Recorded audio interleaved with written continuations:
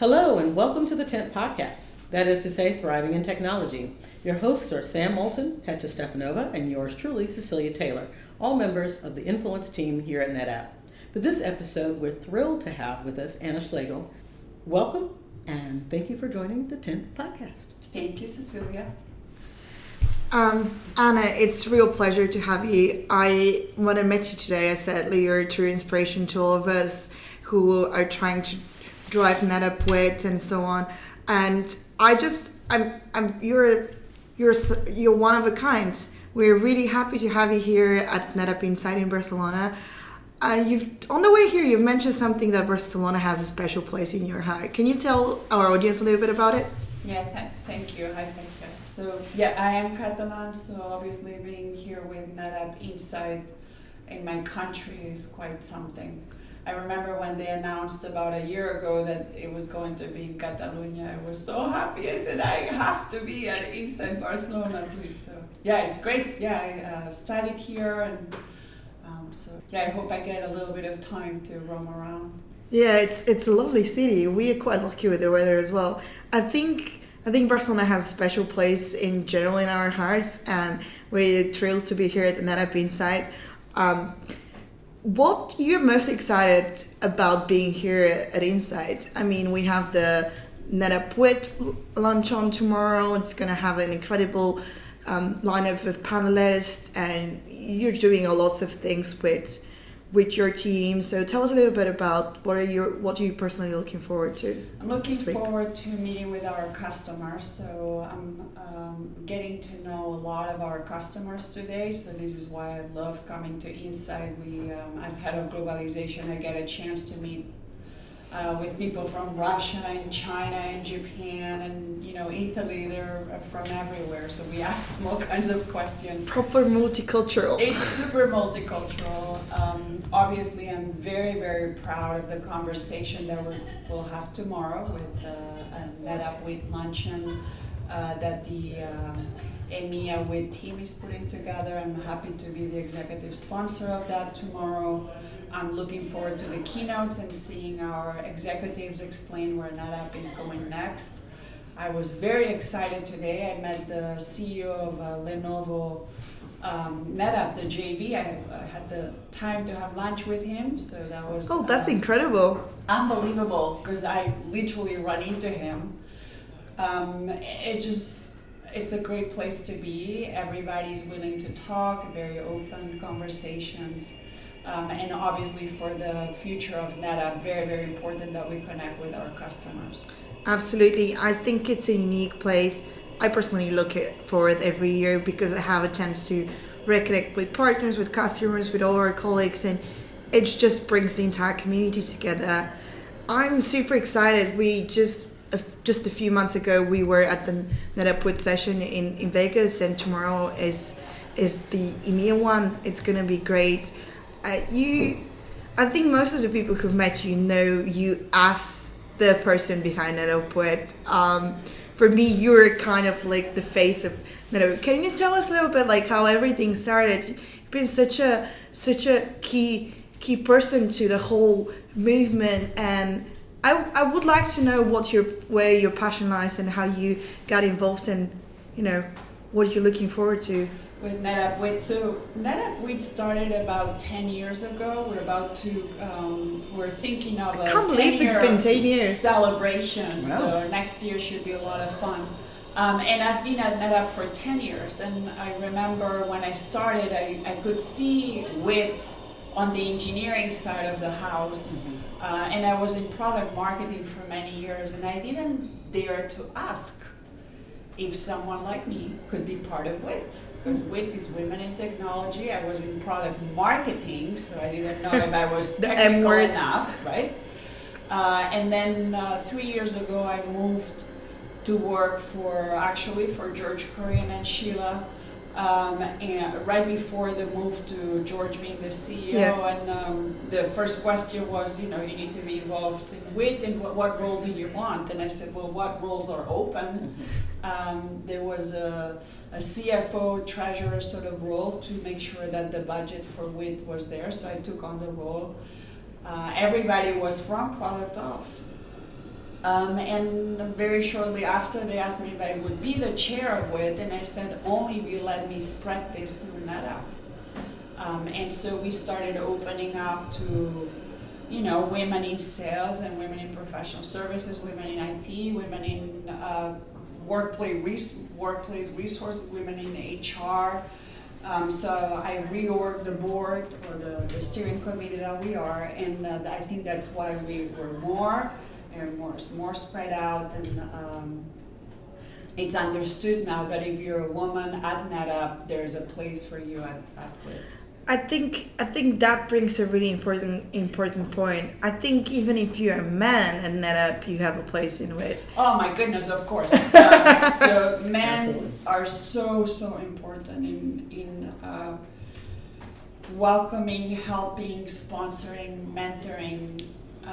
We run very, very fast. I really appreciate the man that will say, please come to that meeting with me. Mm-hmm. That doesn't happen very often. It does not happen often, and I think this is some of the conversations that we want to have tomorrow at this luncheon. What are the things that men can do? And something that we just did at the steering committee level is we did our website. And I told Cindy, because Cindy Gorel...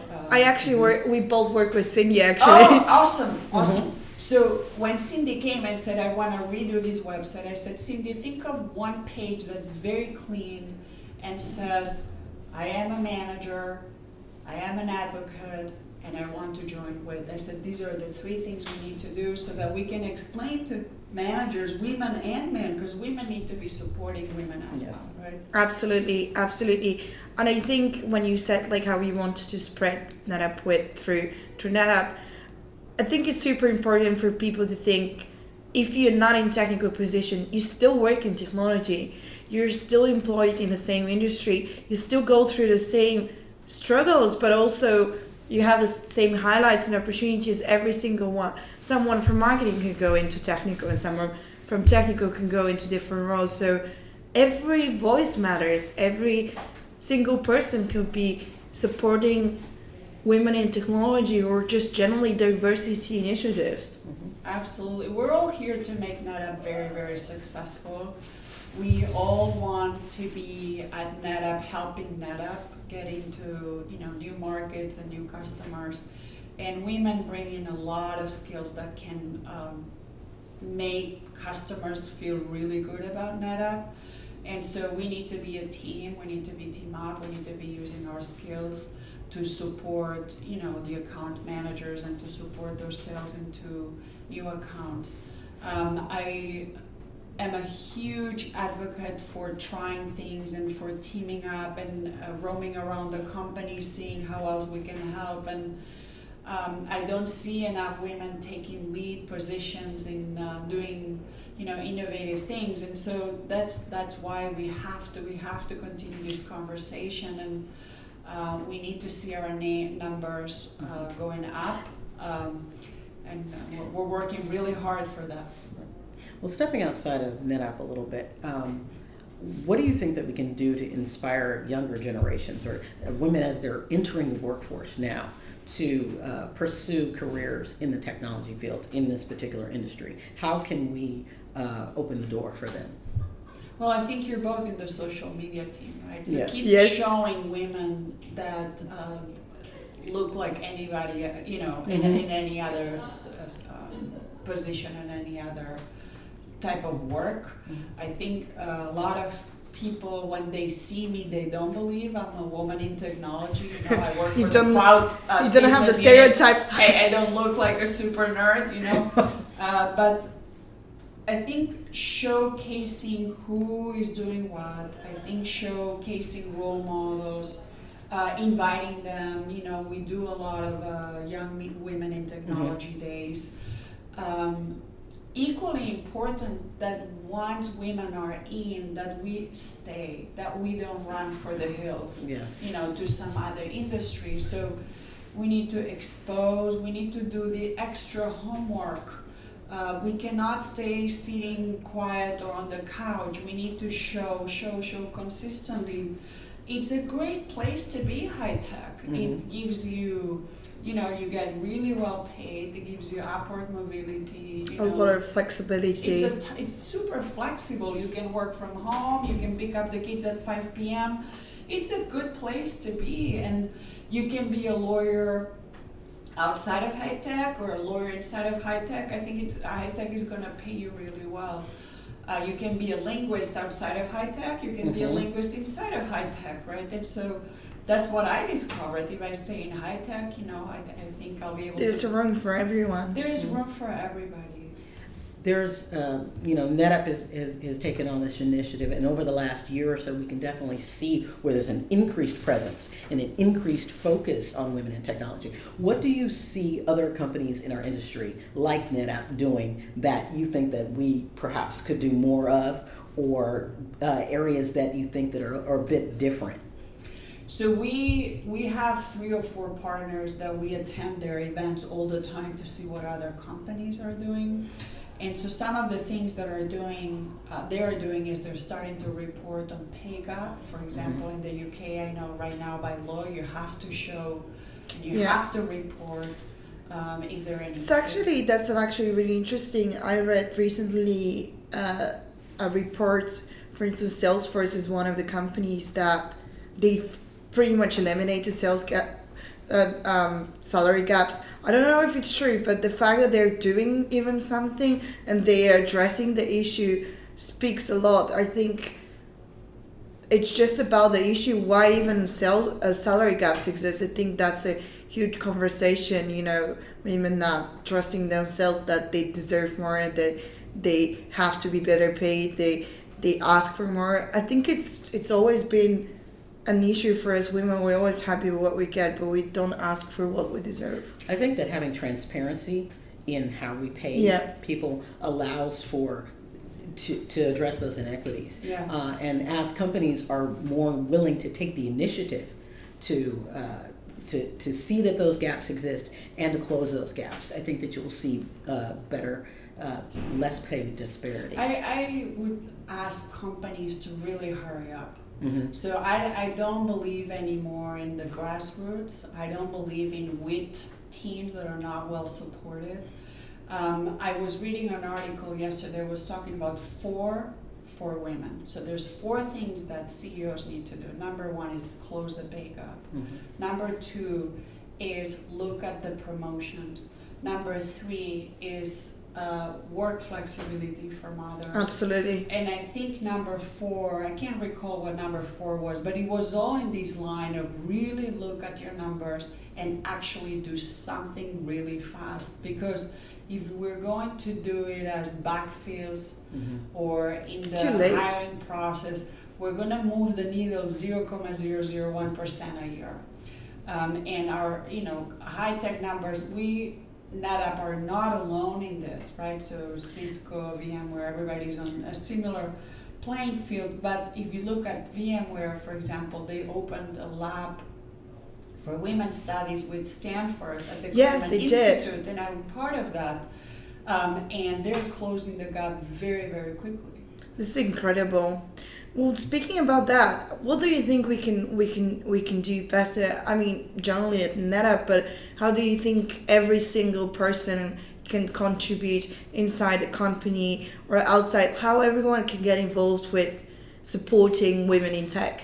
I think what's going to make a real difference is the C-level at NetApp. There is a transformation office initiative that we kicked off about 6 months, maybe 3-4 months ago with Sheila, who's my executive sponsor for WIT. We need some serious buy-in to make significant change, because I look at the metrics. When you do things grassroots, they're moving very slowly. And so you need to make some serious change from the top, which we're very, very committed of doing at NetApp.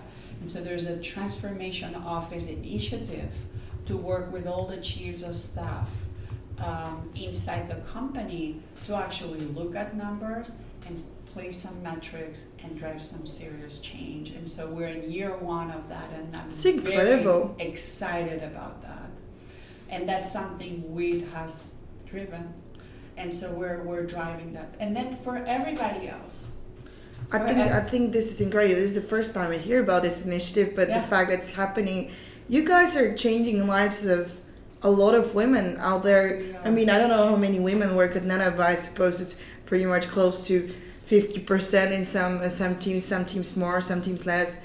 And the fact that this has started is awesome. Yeah. So there is that, top level driving that down. But I think the day-to-day, when you were saying, what can we do day-to-day? I can support you day-to-day, right? And you can support somebody else day-to-day.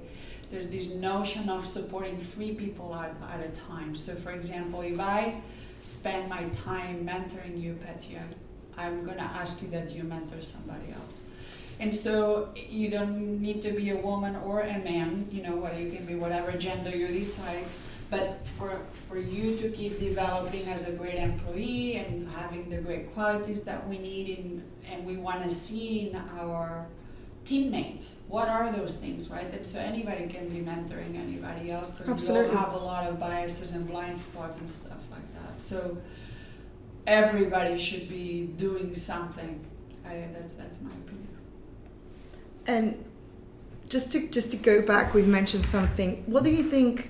For instance, we mentioned how we have a lot of women being part of NetApp and a lot of men are like, well, I'm not a woman. How could, I don't think I fit in. What would you say to them? How they can get involved? Here's what I'm going to say. So NetApp has a training budget that's really nice. And so we are consistently training and putting on trainings on how to negotiate a better salary, how to speak with executives, what's your brand, how to, writing skills, whatever it is. Men and women are really welcome. I mean, we don't discriminate against anybody. The doors are open. And a lot of the classes that we put there for women are for guys as well, right? And they're an incredible amount of curriculums. We're in 13 sites, and each site leader has a budget to put 3, 4, 5 events a year. And so if you're a man, take advantage of those things, because this is not a wit thing. This is a networking thing. Yeah. It's a people thing, and you can then drive business much faster. Now I know you well, Petya. We could do something together. Absolutely. Right? And so this is driving business. This is another resource group of incredible, talented people at NetApp that will help you drive your own projects. Well, thank you so much. I personally, from our side, with me, Celia, and on behalf of NetApp, I would say to our listeners, just follow NetApp. Yeah. We have some great news to share, and we try to share as many updates from different sites and initiatives. And there's a lot going on. What do you ladies like about NetApp? What do you get out of it? The thing that I like about it is that that there is such a heavy emphasis there that the initiative is supported at senior levels of management, and the fact that there is anyone can join, anyone can participate, and if you want to work and volunteer your skill set or your talents for that effort, you can. We started this particular podcast as a extension of a WIT event, so that we wanted to support what can we do, what skills do we have that we can now use for this purpose. So we decided that this was a good way for us to contribute and for us to participate. And I think that everyone needs to find that role for them. Their own thing to contribute.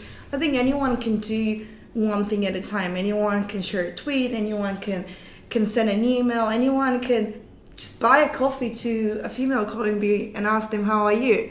It's the small things that matters, and the more it's like, I think it's like with recycling and environment, every little bit matters and every little bit makes a difference. And if people think that, oh, this is just a little drop in the sea, then nobody would drive change. Anyone can make a difference, and that's how we started. What I personally love about NetApp is the opportunity for many women and men as well to contribute to something which is outside of their comfort zone, learn new skills.